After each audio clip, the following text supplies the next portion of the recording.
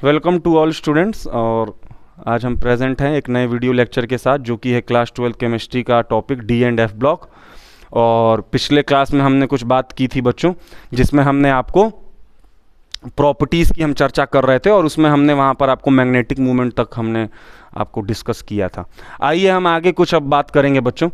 ये भी प्रॉपर्टीज़ के तहत ही है, इसके बारे में हमको जानना है डी ब्लॉक का, जिसमें है हमारे लिए coloured ions. D block elements coloured ions बनाते हुए नज़र आते हैं।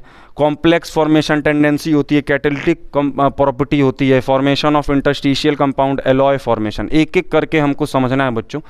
सबसे पहले हम कलर्ड कंपाउंड का फॉर्मेशन, मतलब जो डी ब्लॉक के एलिमेंट्स होते हैं वो काफ़ी रंगीन कलर के नज़र आते हैं। मतलब कई सारे डी ब्लॉक के एलिमेंट्स आप देखेंगे बच्चों, बहुत कलरफुल होते हैं, उनमें अलग अलग कलर दिखने को मिलते हैं उसमें। तो ये रीज़न क्या है, इसकी वजह क्या है, इनमें अलग अलग कलर क्यों देखने को मिलता है, तो उसी को हमको जानना है। Formation of coloured compound. Most of the transition metal compounds are coloured both in solid state and in aqueous solution. Generally atoms और आयंस हैव अनपेयर्ड इलेक्ट्रॉन। बच्चों क्या है ना, इनके कलर दिखाने का सबसे बड़ा रीज़न है, सबसे बड़ी वजह है इनमें प्रेजेंट अनपेयर्ड इलेक्ट्रॉन। आइए बच्चों, थोड़ा सा आप अपने बुद्धि के घोड़ों को दौड़ाइए और पीछे जाने का प्रयास करिए क्लास 11th में, जिसमें आपको ध्यान होगा आपने स्ट्रक्चर ऑफ एटम में कैसे हाइड्रोजन स्पेक्ट्रम में इलेक्ट्रॉन का ट्रांजिशन आपने पढ़ा होगा। उसमें आपको ध्यान होगा कि आपने उसमें देखा था कि किसी भी पर्टिकुलर कंपाउंड में कलर, यहाँ डी ब्लॉक ही नहीं, ओवरऑल कंपाउंड में कलर, कंपाउंड में कलर का सबसे बड़ी वजह, सबसे बड़ा रीजन होता है इलेक्ट्रॉन। इलेक्ट्रॉन की वजह से ही कलर होते हैं, कंपाउंड में दिखते हैं। और वो होता है इलेक्ट्रॉन के ट्रांजिशन से। मतलब इलेक्ट्रॉन उछल कूद करते हैं, ग्राउंड स्टेट से एक्साइटेड स्टेट पे जाएंगे, एक्साइटेड से ग्राउंड पर आएंगे, और ऐसा वो लोग एनर्जी और स्टेबिलिटी को एक्वायर करने के चक्कर में करते हैं। आपको ध्यान होगा कि कोई भी, जरा समझो, इस तरीके से आप समझिए बच्चों कि कोई भी आपके लिए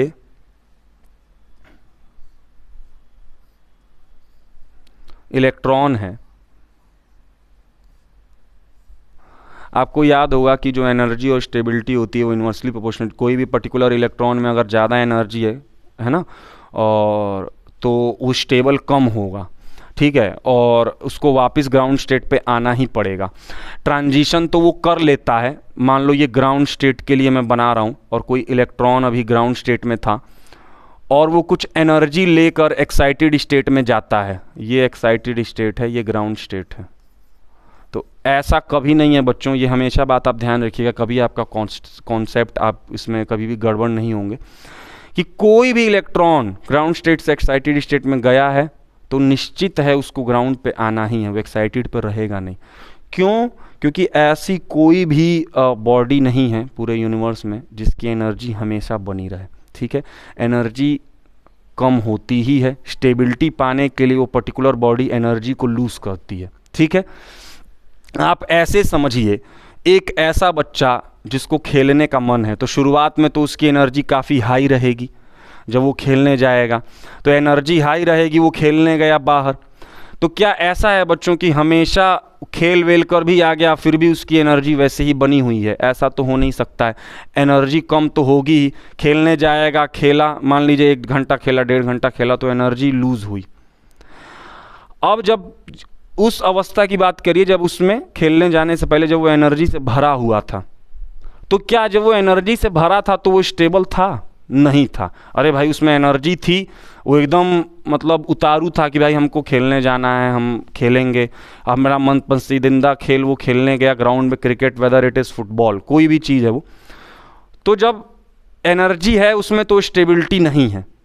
खेल वेल कर वो आता है, एनर्जी लूज़ हुआ, थक गया, तो आकर स्टेबल हो गया, घर में बैठ गया एक जगह। तो इस तरीके से मैंने एक एग्जांपल दिया है, आप इससे रिलेट कर सकते हैं कि एनर्जी और स्टेबिलिटी इन्वर्सली प्रोपोर्शनल होती है। कोई भी पर्टिकुलर बॉडी अगर ज़्यादा एनर्जी रखती है तो स्टेबल नहीं होगी। इलेक्ट्रॉन को भड़का दिया जाता है और जैसे नहीं होता है चने के झाड़ पे चढ़ा देना, मतलब बात बात में वो चल गया, एनर्जी लेकर उसको एनर्जी मिली कहीं से, ऊपर तो पहुंच जाता है।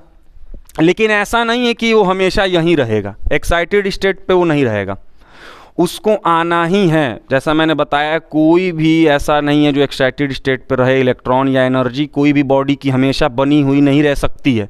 एनर्जी लूज़ होती है, एक स्टेबल पोजीशन एक्वायर करती है बॉडी। ऐसे ही इलेक्ट्रॉन के केस में भी यही होगा, उसको ग्राउंड पर आना ही है बच्चों।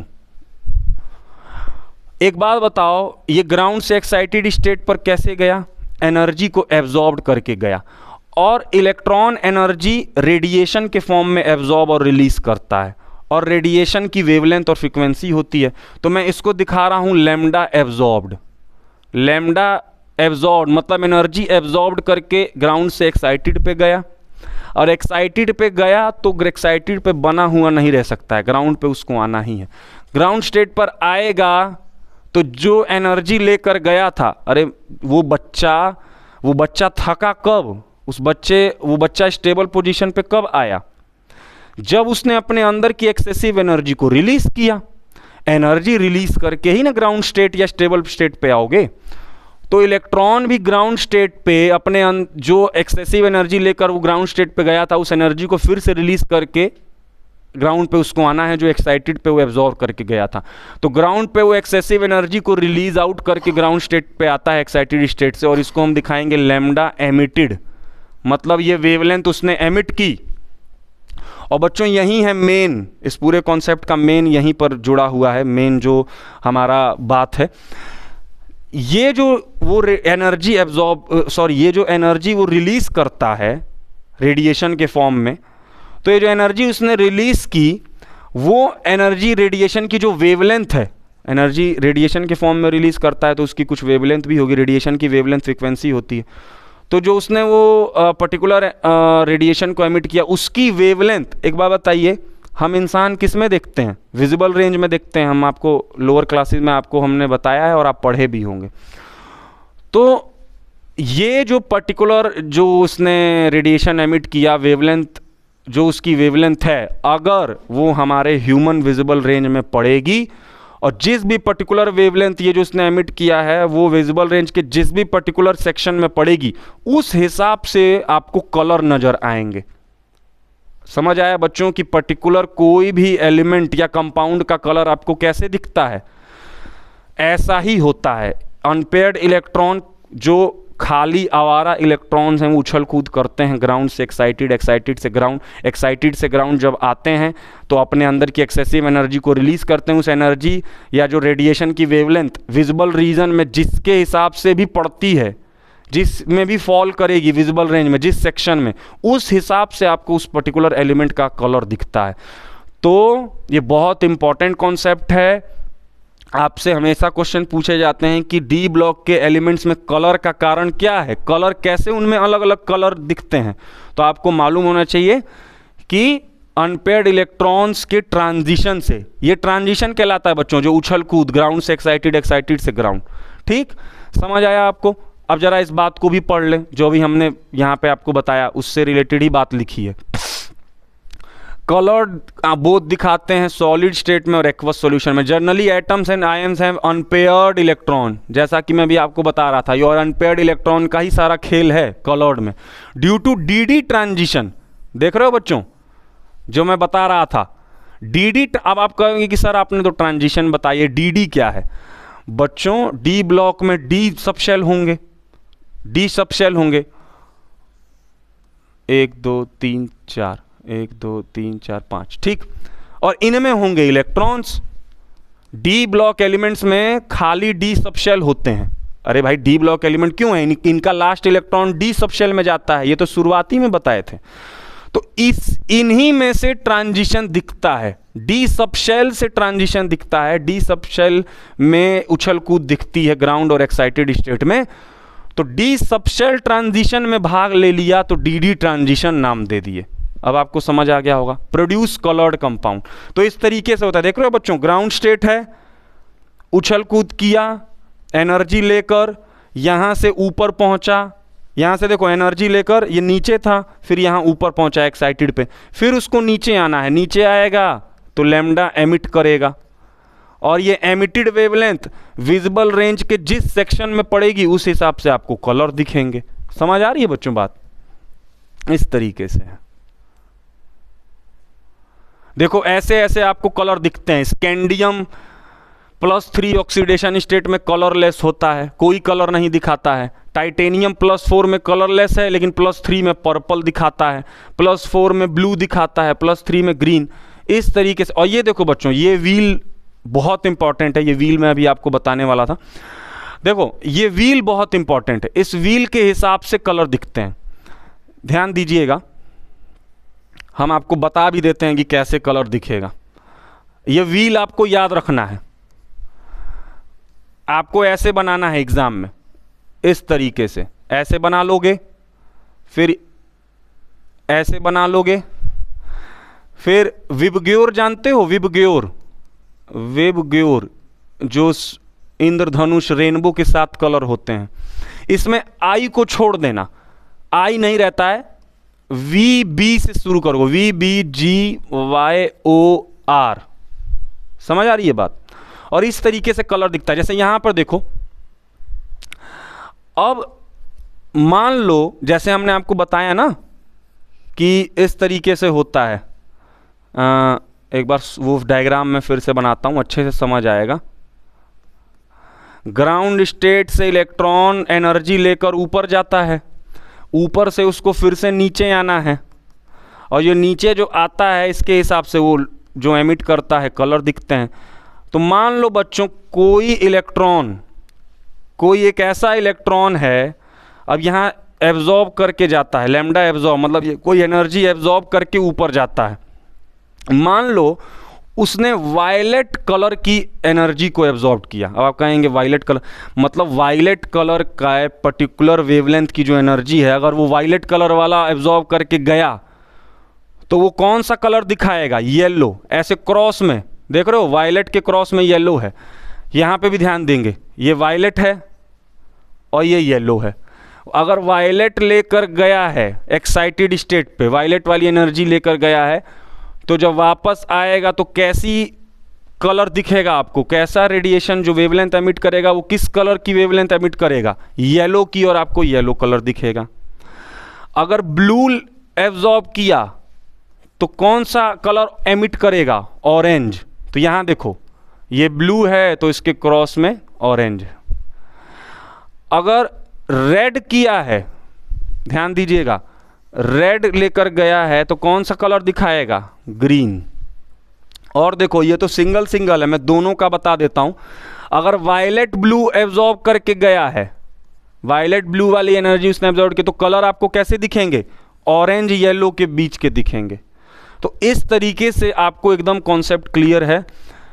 बहुत सिंपल है बच्चों, कोई रटना वगैरह नहीं है, सिंपल से आप ये कलर चार्ट याद रखिएगा, जैसा मैंने आपको बताया ऐसे ही आप बनाएंगे। कलर आपको पूछता है कि मान लो कोई पर्टिकुलर एलिमेंट है, उसके जो इलेक्ट्रॉन हैं वो ब्लू कलर की वेवलेंथ के समान रेडिएशन एमिट करके एक्साइटेड पे गया है, तो वो पर्टिकुलर कंपाउंड में कैसा कलर दिखेगा? तो आपको तुरंत ये बना लेना है। और ब्लू के क्रॉस में कौन सा दिख रहा है? ऑरेंज। तो आपका आंसर ऑरेंज होगा। इस तरीके से आपको ध्यान रखना। आइए आगे चलते हैं। ये रिडक्शन पोटेंशियल हैं हाइयर ऑक्सीडेशन स्टेट की है। तो इस तरीके से देखो, जो हाइयर ऑक्सीडेशन स्टेट एलिमेंट्स हैं वो ज़्यादा ऑक्सीडेशन दिखाते हैं। कुछ एलिमेंट्स हैं जैसे मैंगनीज का मैंने बताया था, मैंगनीज 2 से लेकर 7 तक दिखाता है, क्रोमियम 6 दिखाता है, वैनेडियम। तो ये सारे कंपाउंड्स देखिए आपके लिए बना रखे हैं, आगे हमको अभी पढ़ना भी है, मैं अभी आपको बताऊंगा डिटेल में ये सारी बात। और नेक्स्ट चैप्टर में भी आपका ये कॉम्प्लेक्स फॉर्मेशन, यहाँ पे ध्यान दो, बहुत इंपॉर्टेंट है।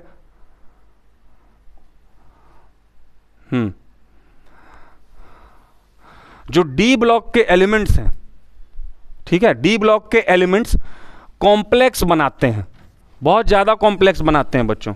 और ये कॉम्प्लेक्स क्या बनाते हैं? कुछ प्रॉपर्टीज़ हैं। आपसे पूछा जाता है D block elements have super tendency to form various complexes. क्यों? इसके कुछ रीज़न हैं। क्या रीज़न है? Tendency to form complex compound due to their small size, high ionic charge, availability of D orbitals. तो ये कुछ वजह की वजह से, ये कुछ रीजंस हैं जिसकी वजह से डी ब्लॉक के जो एलिमेंट्स हैं वो कई सारे कॉम्प्लेक्स बनाते हुए नजर आते हैं बच्चों।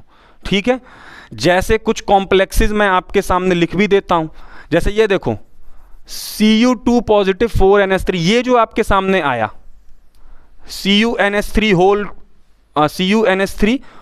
4 ये आपका होता है डीप ब्लू कलर का, डीप ब्लू पर्पल कलर का। ये देखो डीप ब्लू पर्पल कलर का आपका आता है, ये डीप ब्लू पर्पल कलर का कौन है? CuNH3 whole 4। ये तो चलो आयन है बच्चों, इसका फिर रिएक्शन करवा दिया जाता है, आपके लिए लिख दे रहा हूं मैं। CuNH3 होल 4 बाहर है SO4। ये आपका स्विट्जर रिएजेंट है। क्या है? स्विट्जर्स रिएजेंट। स्विट्जर्स रिएजेंट काफ़ी इंपॉर्टेंट है ऑर्गेनिक केमिस्ट्री के लिए। स्विट्जर रिएजेंट क्या है? आप जानते हो कि एक कपड़ा होता है रेयॉन। देखो बच्चों, हालांकि केमिस्ट्री में पॉलीमर चैप्टर हुआ करता था, अब तो डिलीटेड हो गया, तो ये सब उसमें आपको पढ़ने को रहता था। जैसे ये जो हम कपड़े पहनते हैं, जानते हो बच्चों केमिस्ट्री इतनी ज़्यादा जुड़ी है डेली लाइफ से कि एक not even a single day हम काम नहीं चल सकता है। तो ये कपड़े वगैरह जो पॉलीमर है, पॉलीमर नाम का चैप्टर था, उसमें पूरा कैसे फैब्रिक्स बनते हैं, कपड़े वगैरह किस किस तरीके, तो पॉलीएस्टर, पॉलीथीन, प्लास्टिक, ये सारी चीज़ें। उसमें एक रेयॉन भी होता है, रेयॉन का कपड़ा। तो रेयॉन पता है बच्चों कैसे बनता है? प्लांट में आपने सुना होगा सेलुलोज। सेलुलोज, तो सेलुलोज की सफाई के लिए ये आयन का काम आता है। स्विट्जर्स रिएजेंट सेलुलोज की सफाई के लिए, रेयॉन कपड़े में सेलुलोज का होता है, उसको साफ करने में काम आता है स्विट्जर रिएजेंट। एक और कंपाउंड है, एक और रिएजेंट है आपके लिए, टॉलेंस रिएजेंट। ये देखो ये लिखा है AgNH3 होल ट्वाइस Cl। बच्चों जितना इंपॉर्टेंट कहो उतना कम है, ऑर्गेनिक केमिस्ट्री का सबसे ब्लॉकबस्टर रिएजेंट है ये, मतलब एक तरीके से हीरो। क्या क्या इसकी खासियत है मैं एक अलग से ही स्लाइड ले लेता हूं, इसके बारे में मैं कुछ आपको बताता हूं।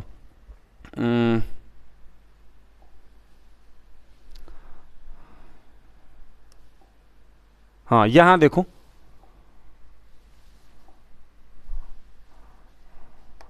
हाँ हम बात कर रहे हैं टॉलेंस रिएजेंट की।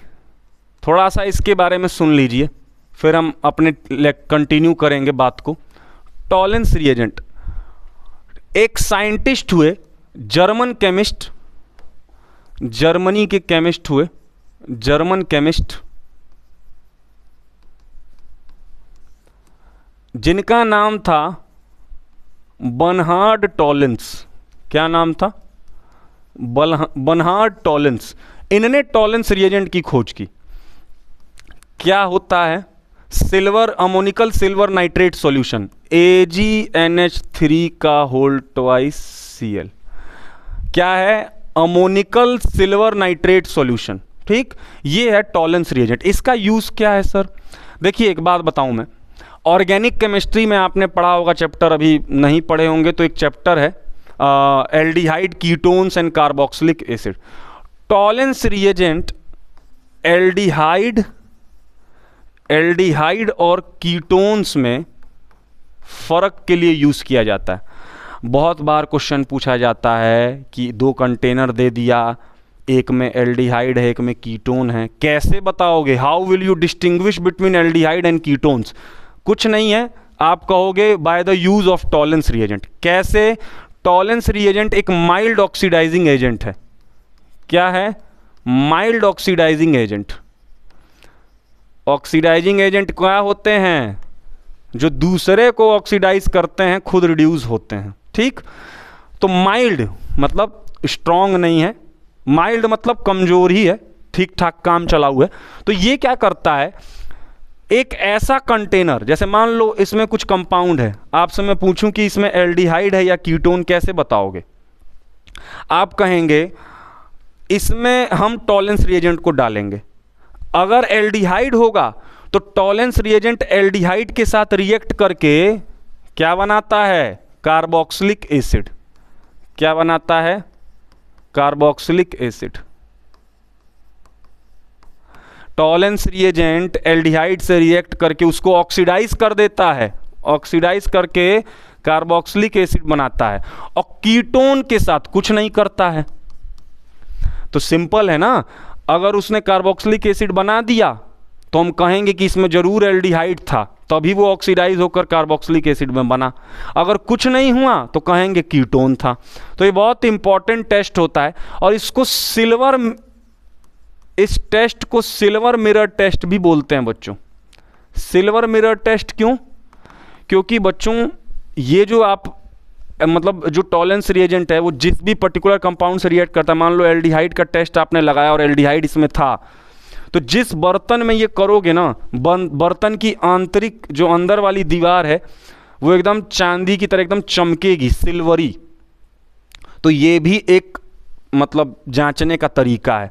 अगर टॉलेंस रिएजेंट ने किसी को पॉजिटिव टेस्ट दिया है, टॉलेंस रिएजेंट अगर एल्डिहाइड का पॉजिटिव टेस्ट दे दिया, एल्डिहाइड में अगर उसने अपना काम किया है, तो जहां भी टॉलेंस रिएजेंट जिसी भी पर्टिकुलर एलिमेंट से रिएक्ट या कंपाउंड से रिएक्ट करेगा, उस पर्टिकुलर वेसल में कंटेनर की अंदर वाली दीवारों को सिल्वरी कर देता है, एकदम चमकती हैं, क्योंकि इसमें चांदी है ना, देख रहे हो ना, इसमें सिल्वर है, तो ये चमकता है। तो इससे भी पता चल जाता है, जो टेस्ट कर रहा है उसको पता चल जाता है यार टॉलेंस रिएजेंट ने काम किया है, तभी अंदर रिएक्शन हुआ है और वो सिल्वरी चमक रहा है।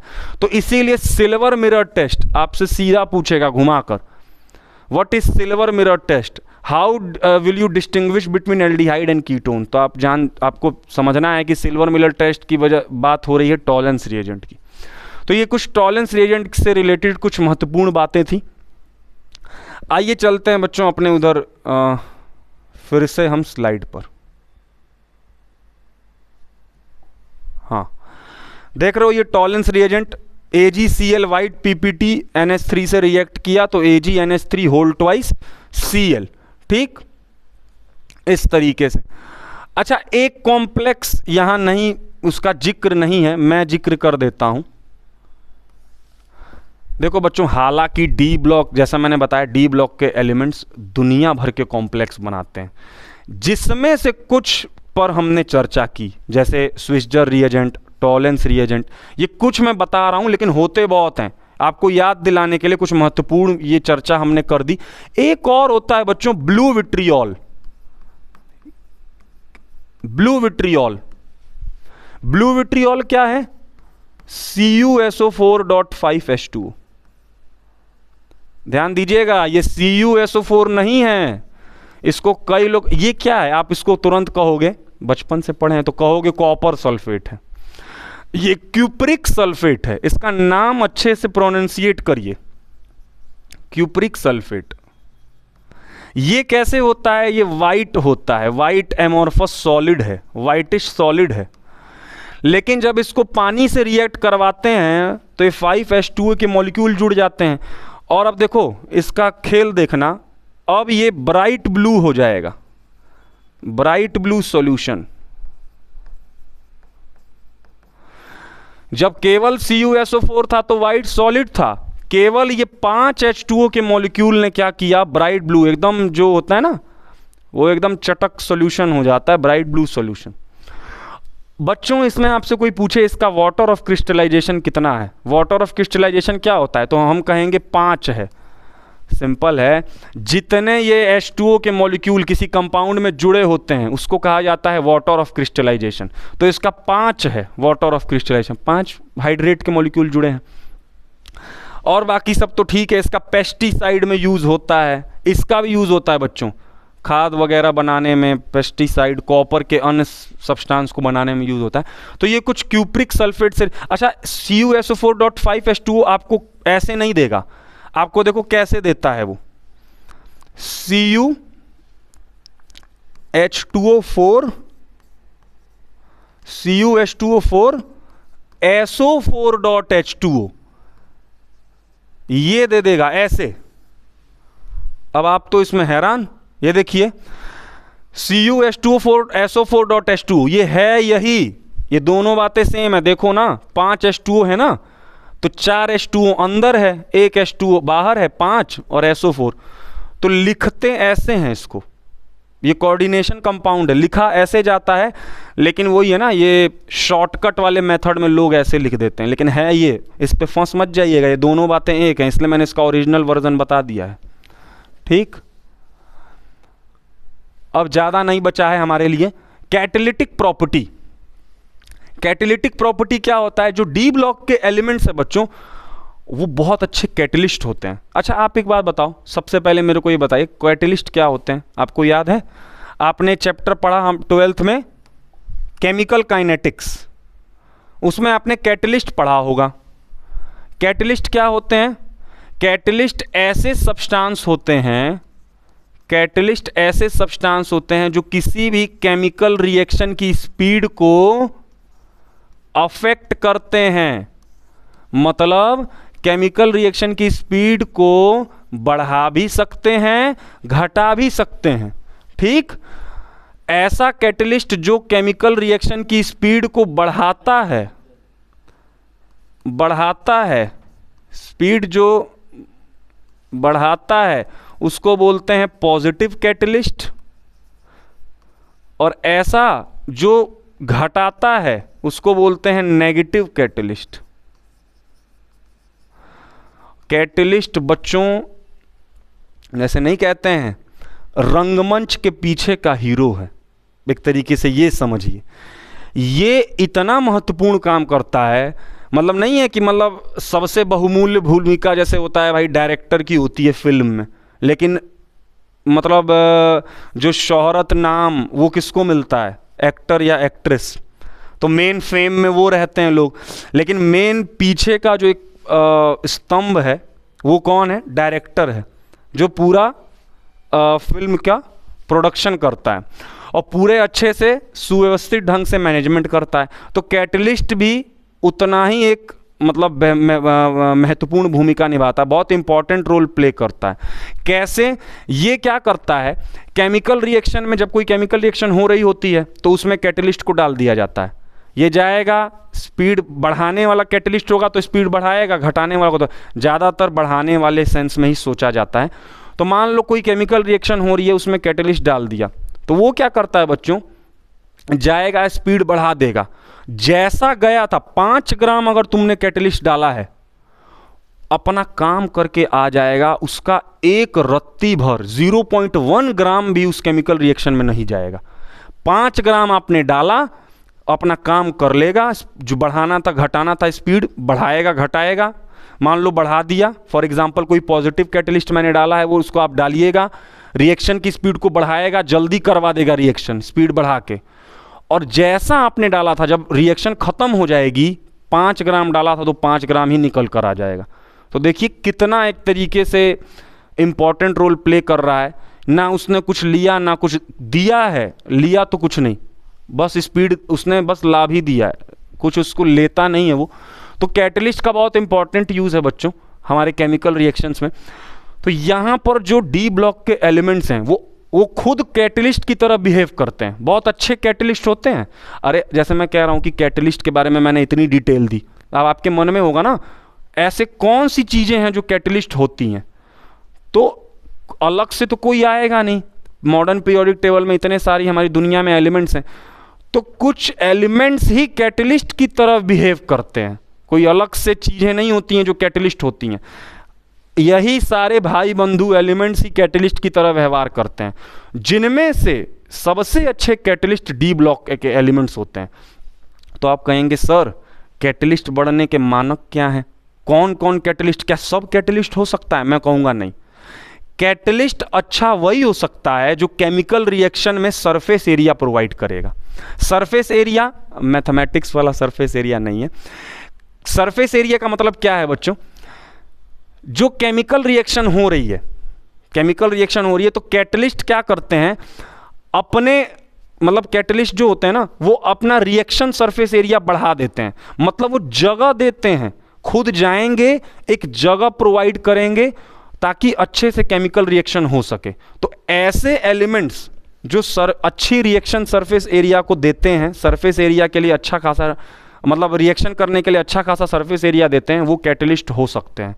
तो डी ब्लॉक के एलिमेंट्स, सबसे पहले तो अनपेयर्ड इलेक्ट्रॉन होता है इनके पास, वेरिएबल ऑक्सीडेशन स्टेट होता है, और ये लार्ज सरफेस एरिया, यहां देखिए लार्ज सरफेस एरिया देते हैं, ठीक है, इसलिए ये अच्छे कैटलिस्ट होते हैं।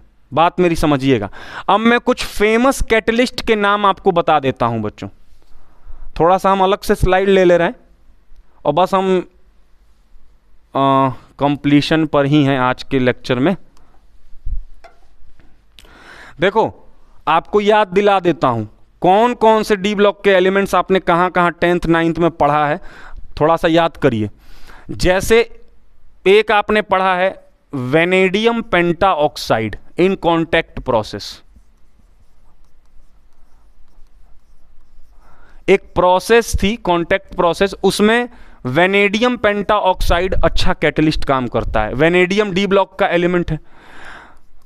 आयरन इन हेबर्स प्रोसेस, आप जानते हो बच्चों, बीइंग अ केमिस्ट्री स्टूडेंट आप इस प्रोसेस को भूले नहीं होंगे। केमिस्ट्री की दुनिया में सबसे इंपॉर्टेंट प्रोसेस है हेबर्स प्रोसेस। क्या है ये सर प्रोसेस? अमोनिया बनाने की प्रोसेस है।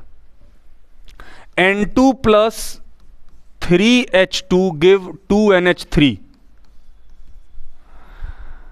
इंडस्ट्रियल बेस पे, मतलब इंडस्ट्री और बड़े बड़े फैक्ट्रीज उद्योगों में अमोनिया ऐसे बनती है।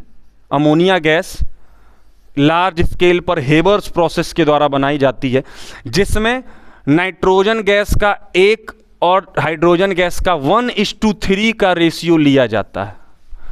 तो 2 रेशियो में अमोनिया मिलती है। ये देखो 2 मोल अमोनिया मिल जाती है, 1 मोल नाइट्रोजन गैस, 3 मोल हाइड्रोजन गैस, तो 2 मोल अमोनिया गैस मिलती है। तो ये हेबर्स प्रोसेस, इसमें सुनो, अब आप कहोगे सर ये तो नॉर्मल है। नहीं बच्चों, इस रिएक्शन को करवाने के लिए इसमें आयरन डाला जाता है, मॉलिब्डेनम जाना जाता है। आयरन कैटलिस्ट की तरह काम करता है और मॉलिब्डेनम प्रमोटर की तरह काम करता है। प्रमोटर मतलब कैटलिस्ट की जो सहायता करता है वो प्रमोटर है, उस पर ध्यान नहीं देना है, डिटेल था तो बता दिया। तो देख रहे हो बच्चों, कैटलिस्ट इस रिएक्शन को स्पीड करवाएगा, तेजी से करवाएगा और प्रोडक्ट बनवाएगा। ठीक, तो जो आयरन है वो हेबर्स प्रोसेस में यूज होता है। एक और है निकल इन हाइड्रोजिनेशन।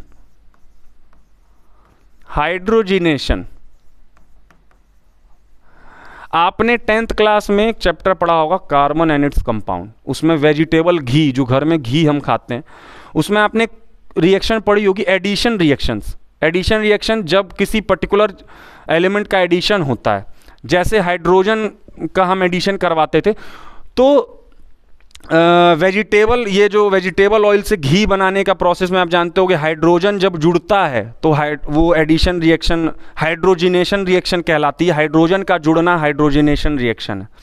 तो उसमें हम निकल यूज़ करते थे, निकल प्लेटिनम पैलेडियम, याद आ रहा होगा, उसमें वेजिटेबल घी बनता था। तो ये कुछ डी ब्लॉक के एलिमेंट्स थे जो अच्छे कैटलिस्ट, अलग अलग रिएक्शंस में काम एक कैटलिस्ट की तरह भूमिका निभा रहे थे। हमने आपको याद दिलाया और देख रहे हो ये सब डी ब्लॉक के ही एलिमेंट्स हैं, वेनेडियम, आयरन, निकल। ठीक, अब देखो बच्चों, एक ऐसी रिएक्शन जो बहुत इंपॉर्टेंट है, बहुत ही ज़्यादा चांसेस होते हैं कि बोर्ड एग्जामिनेशन में आ जाता है, कई बार पूछा गया है, आपके एनसीईआरटी में भी दिया गया है, आप देख सकते हैं। उसको मैं लिखने जा रहा हूँ और उस पर ज़रा ध्यान दीजिएगा। वो क्या है? वो है, आपसे कहेगा कि Fe3+ आयरन के फेरिक आयंस जो हैं वो कैसे कैटलिस्ट की तरह बिहेव करते हैं आयोडाइड और परसल्फेट के आयंस में, जरा दिखाइए। तो मैं आपको इससे आइडिया मिल जाएगा कि कैसे कैटलिस्ट काम करता है, कैटलिस्ट कैसे रिएक्शन में जाता है, अपना काम करता है और जैसा गया था वैसे ही निकल कर आ जाता है। बहुत इंपॉर्टेंट रिएक्शन है, वेरी इंपॉर्टेंट, इसको ध्यान रखिएगा। देखो बच्चों, ये रिएक्शन मैं लिख रहा हूं,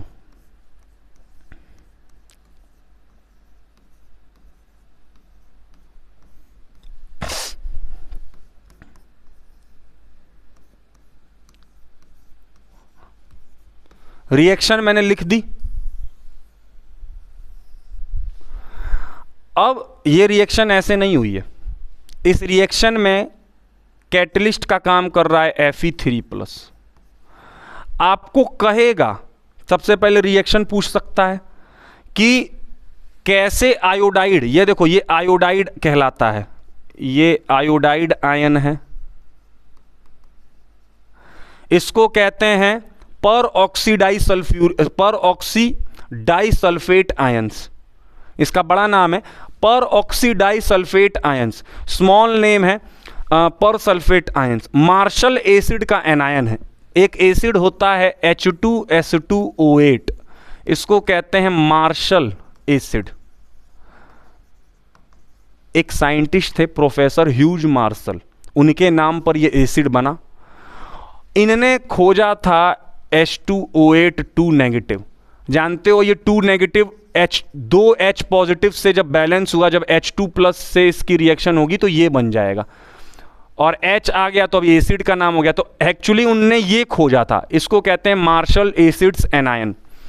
और ये मार्शल एसिड का एनायनिक पार्ट है, अरे भैया इसमें कैटायनिक पार्ट क्या है 2H पॉजिटिव, एनायनिक पार्ट है H2O8 2 नेगेटिव, तो इसको कहते हैं मार्शल एसिड का एनायन। इसका IUPAC नेम है पर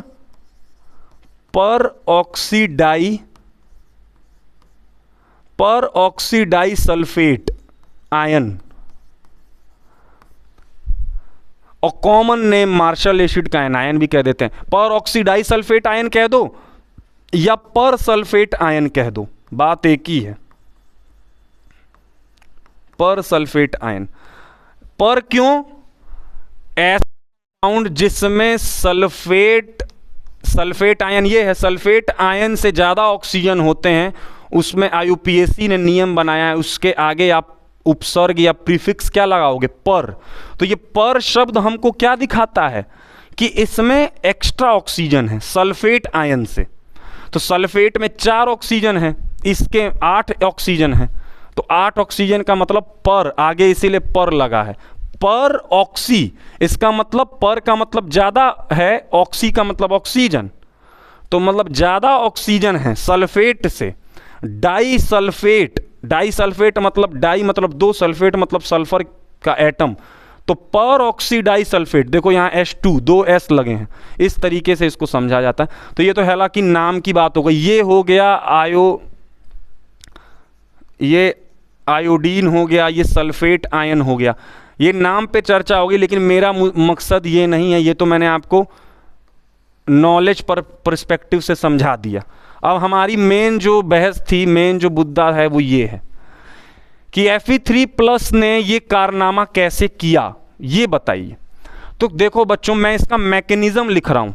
मैकेनिज्म मतलब एक्चुअली हुआ कैसे। आपने केमिस्ट्री में मैकेनिज्म पढ़ा होगा, मतलब कोई भी केमिकल रिएक्शन को स्टेप बाय स्टेप समझना कि वो होती कैसे है। तो सबसे पहले फर्स्ट पर Fe3+ गया, Fe3+ ने सबसे पहले आयोडाइड से रिएक्शन किया होगा और इसको कर दिया, देखो खुद क्या हुआ, खुद हुआ रिड्यूस। यहां पे ध्यान दो ना, यहां पे किसका क्या हो रहा है देखेंगे, H2O8 2 नेगेटिव का हो रहा है रिडक्शन, आप देख रहे होगे, और इसका हो रहा है ऑक्सीडेशन, I नेगेटिव का I2 से हो रहा है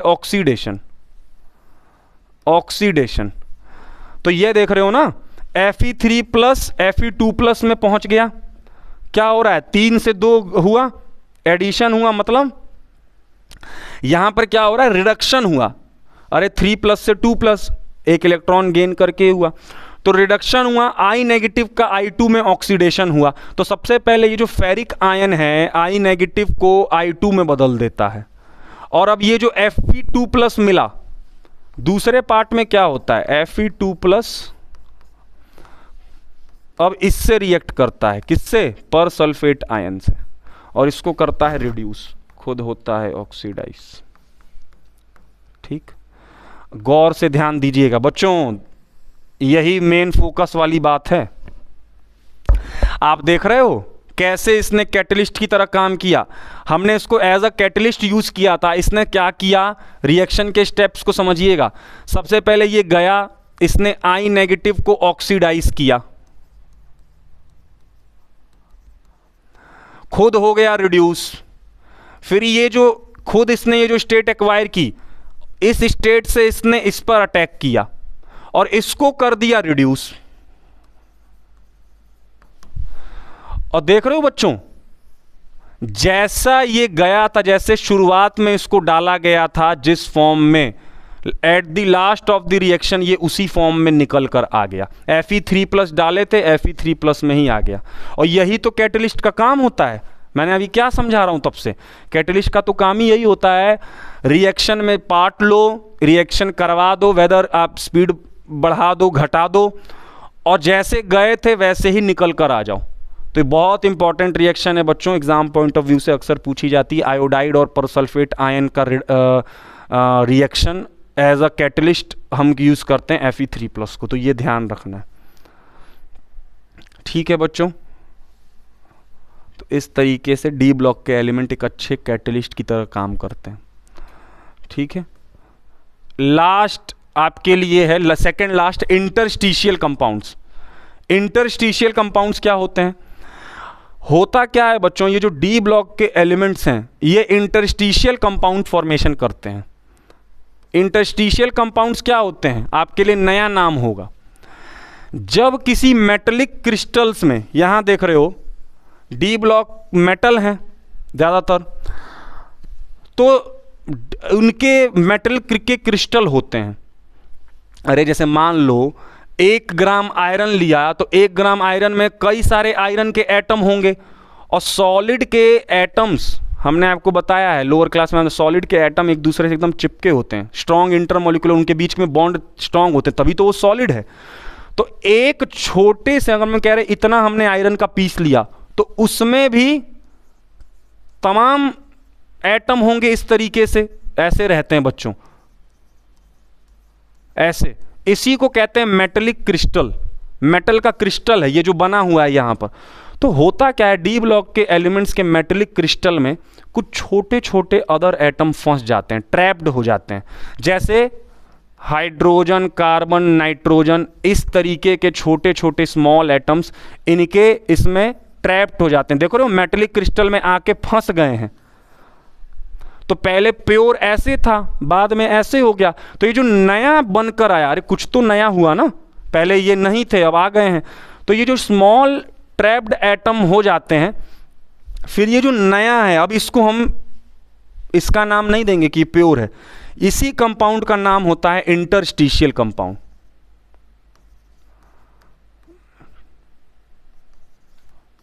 ध्यान रखिएगा, इंटरस्टिशियल कंपाउंड कुछ नहीं है, प्योर डी ब्लॉक के मेटल क्रिस्टल में छोटे छोटे हाइड्रोजन, कार्बन, नाइट्रोजन जैसे एटम आकर फंस जाते हैं, जो नया रूप बनकर निकल कर आता है उसी को आप इंटरस्टिशियल कंपाउंड कहोगे। अब आप कहेंगे सर हमको ये पढ़ना क्यों है, ये प्रॉपर्टी क्यों है? बच्चों ये जो डी ब्लॉक के एलिमेंट्स ये जो खूबी दिखाते हैं, नए इंटरस्टिशियल कंपाउंड का निर्माण करते हैं, इनमें बेहद चौंका देने वाली प्रॉपर्टीज़ नज़र आती हैं।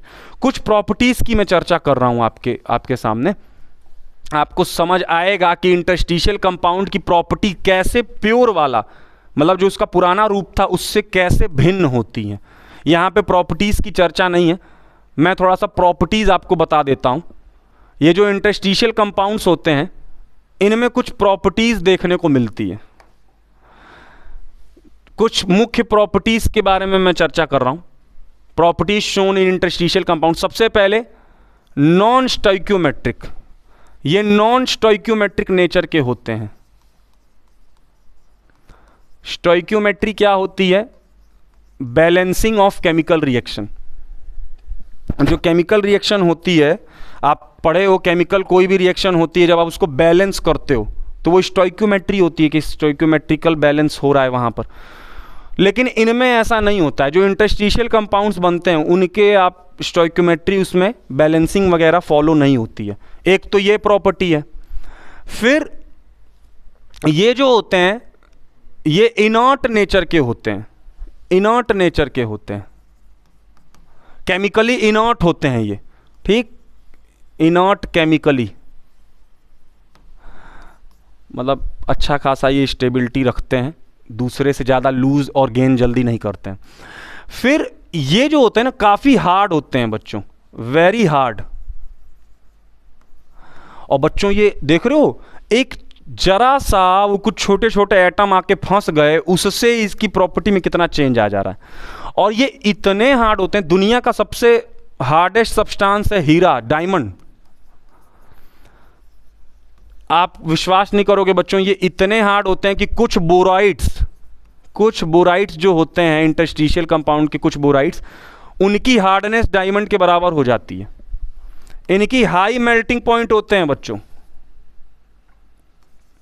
हाई मेल्टिंग पॉइंट हो जाता है इनका, क्योंकि काफ़ी हार्ड है तो हाई मेल्टिंग पॉइंट होगा। उसके बाद ये मेटेलिक कंडक्टिविटी को रिटेन करते हैं, रिटेन मेटेलिक कंडक्टिविटी,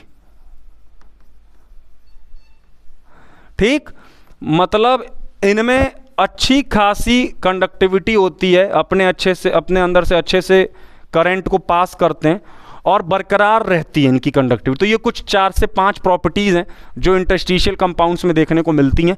कुछ इंटरस्टिशियल कंपाउंड्स को आप देख लीजिए, जैसे TiC, Fe3C, इस तरीके से ये कुछ इंटरस्टिशियल कंपाउंड्स हैं।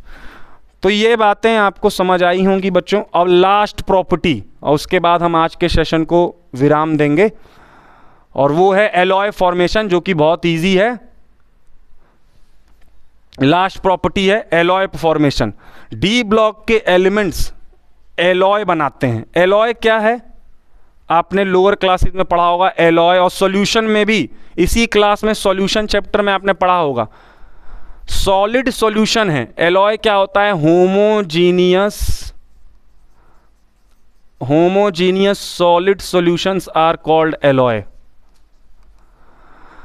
मतलब 2 या 2 से ज़्यादा मेटल्स का आपस में जब मिलकर एक नया सॉल्यूशन बनता है तो वो एलॉय कहलाता है। मतलब मेटलिक मिक्सचर होता है, ठीक। 2 या 2 से ज़्यादा मेटल मिलकर जब एक मिक्सचर बनाते हैं तो सॉलिड सॉल्यूशन होता है, उसको हम एलॉय बोलते हैं। तो basically most of the transition metal form alloy because of their similar radii, due to which transition metal can mutually substitute their position in their crystal lattice. अब कुछ फेमस एलॉय आप जानते होंगे, बचपन में भी आपने पढ़ा होगा, ब्रास, ब्रॉन्ज, तांबा, पीतल, जानते होंगे। ब्रास क्या होता है, ब्रास है कॉपर प्लस जिंक, ब्रॉन्ज है कॉपर प्लस टिन। याद करने का तरीका आप समझ लीजिए, जिसमें जेड है उसमें जेड नहीं लिखना है। ब्रॉन्ज में जेड है तो जिंक का जेड यहां लिख दो, ऐसे याद कभी रटना नहीं है, ऐसे याद रखिए। ब्रॉन्ज का जिसमें जेड है उसमें जेड नहीं आएगा, दूसरे वाले में जेड कर देना, ब्रास ब्रॉन्ज में। तो देख रहे हो, 2 मेटल्स मिलकर ये बनाते हैं सॉल्यूशन, ठीक। ऐसे ही स्टील भी एलॉय है, लोहे का और कार्बन का, ठीक। उसके बाद शोल्डर, आप जानते हो कि मैकेनिक की दुकान पर गए हो तो सोल्डरिंग होती है, तो सोल्डर क्या है, सोल्डर भी अगेन एलॉय है, कॉपर प्लस लेड, ठीक। सॉरी, ये टिन भी रहता है इसमें कुछ परसेंटेज, हालांकि मेन कॉपर लिया जाता है। तो ये तरीके से बच्चों एलॉय का फॉर्मेशन होता है। और इसी के साथ हमने डी ब्लॉक एलिमेंट्स की सारी प्रॉपर्टीज पर हमने चर्चा कर ली बच्चों। होप आपको ये वीडियो लेक्चर पसंद आया होगा। सारे 12 से 13 प्रॉपर्टीज हैं, पिछले भी वीडियोज आप जरूर देखें, इसको भी लेक्चर को देखें। और अब नेक्स्ट वीडियोज में प्लीज़ मिस मत करिएगा, हम डी ब्लॉक के इंपॉर्टेंट कंपाउंड्स जो पोटेशियम परमैंगनेट और डाइक्रोमेट है उसको चर्चा करेंगे। ठीक है बच्चों, आप स्वस्थ रहें, मस्त रहें। Thank you.